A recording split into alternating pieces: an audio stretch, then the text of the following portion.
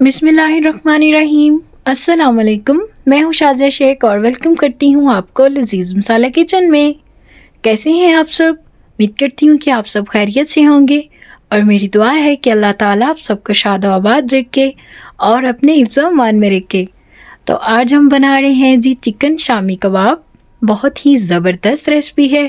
कहने को तो ये बहुत ही सिंपल है, लेकिन इसमें कुछ ऐसे मसाले डाले जाते हैं जो कि इस रेसिपी की जान है, और अगर आप उन मसालों को स्किप कर दें तो शामी कबाब तो आप बना लेंगे, लेकिन जो परफेक्ट शामी कबाब हैं वो बिल्कुल भी नहीं बनेंगे।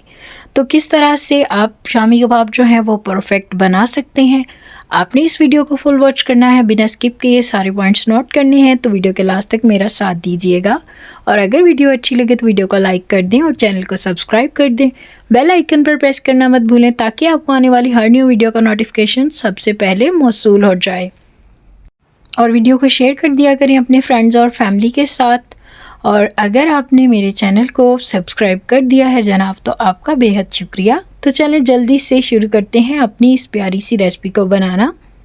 तो हमने जी सारी चीज़ें तैयार कर ली हैं, आप देख सकते हैं यहाँ पर सारी चीज़ें हमारे पास मौजूद हैं। और मोस्ट इम्पॉर्टेंट जो मसालों का मैं जिक्र कर रही थी वो ये हैं। तो इनमें है जी तेज़पत्ता, बड़ी इलायचियाँ 3 अदद, और इसके साथ छोटी इलायचियाँ 4 अदद, दालचीनी का टुकड़ा, साबुत काली मिर्चें और ज़ीरा। और ये है जी पिपली, ये आपको पंसार के स्टोर से मिल जाएगी बआसानी, और ये कबाबों में इस्तेमाल होती है। इससे जायका और खुशबू बहुत अच्छा आता है। तो आप भी इनको नोट कर लें, और अगर आप इनको नोट नहीं कर सकते तो इसका स्क्रीनशॉट ले लें। तो ये है जी मेरे पास चने की दाल, और ये हाफ़ केजी है। इसको मैंने 4 घंटे के लिए भिगो के रख दिया था। आप भी जब दालें भिगोएं तो इनको पहले अच्छे से साफ़ कर लें और उसके बाद भिगो दें। तो इसको आपने 4 घंटे के लिए लाजमी भिगोना है।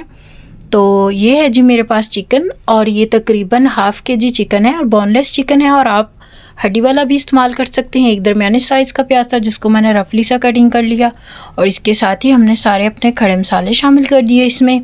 और अब जी मैं इसमें शामिल कर रही हूँ पोटैटो। आपकी मर्ज़ी है, आप स्किप भी कर सकते हैं।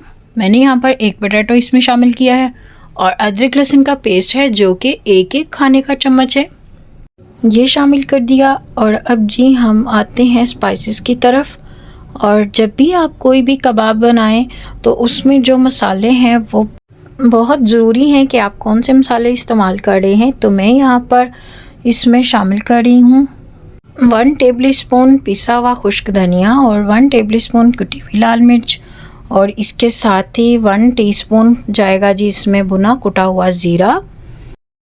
तो 1 टेबलस्पून इसमें मैंने नमक डाला है, और इसके साथ ही 2 टीस्पून काली मिर्च। और अब जी इसमें पानी डाल देते हैं, और इसमें मैंने 2 गिलास पानी के डाले हैं। और इसको जी अब हम लगा देते हैं प्रेशर कुकर, और आपने इसको हाई टू मीडियम फ्लेम पर रखना है, और आपने इसको तकरीबन 18 से 20 मिनट के लिए रखना है, इससे ज़्यादा नहीं रखेंगे।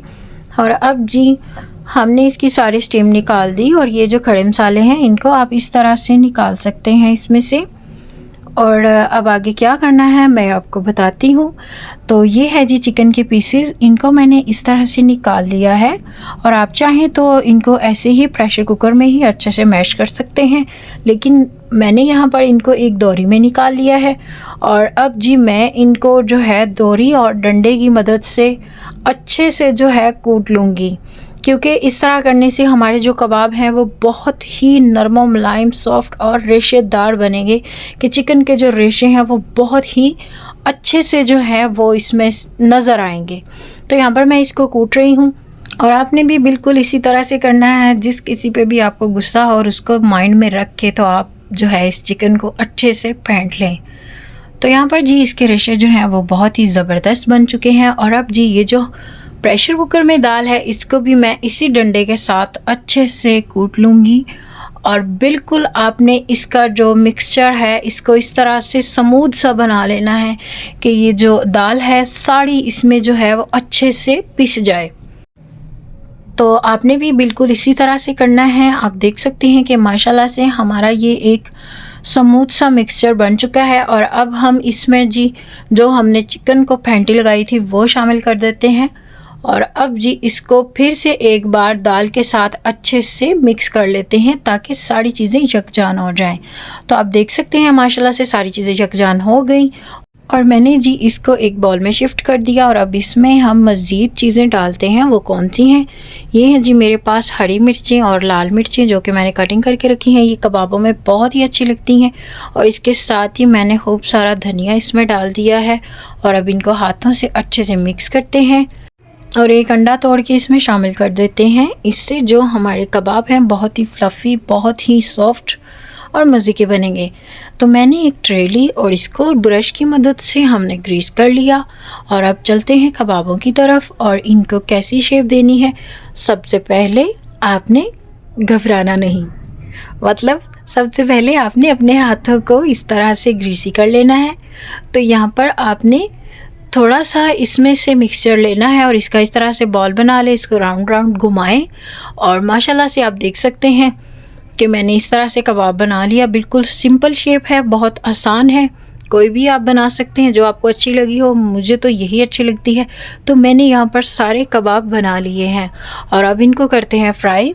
तो एक चीज़ मैं आपसे शेयर करती चलूँ कि आपने घी जो है वो बहुत ज़्यादा गर्म नहीं करना, बिल्कुल दरमियाना सा गर्म करना है, क्योंकि जी हमने सिर्फ अंडे को पकाना है जिसमें हमने इसको डिप किया है।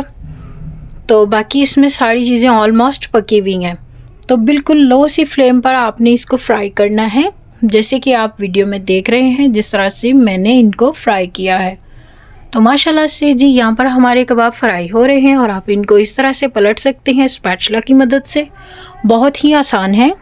तो आपने इसको एक साइड से तकरीबन 1 से 1.5 मिनट के लिए पकने देना है। तो माशाल्लाह से यहाँ पर मैंने सारे कबाब फ्राई कर लिए हैं और ये है जी इसकी फाइनल लुक। और मैंने यहाँ पर इनको दही के साथ सर्व किया है। तो माशाल्लाह से मैंने आपको तोड़ के दिखा दी। आप देख सकते हैं कि कितने रेशेदार और कितने सॉफ्ट और कितने मज़े के लग रहे हैं। तो मैं यहाँ पर इनको टेस्ट कर रही हूँ। तो माशाल्लाह से ये बहुत मज़े के बने हैं। आपने इस रेसिपी को ज़रूर ट्राई करना है और आपको ये रेसिपी कैसी लगी मुझे ज़रूर बताइएगा। आपसे मिलते हैं न्यू रेसिपी के साथ। अपना बहुत ख्याल रखें, अपनों का बहुत ख्याल रखें और मुझे अपनी दुआ में ज़रूर याद रखिएगा। अल्लाह हाफिज़।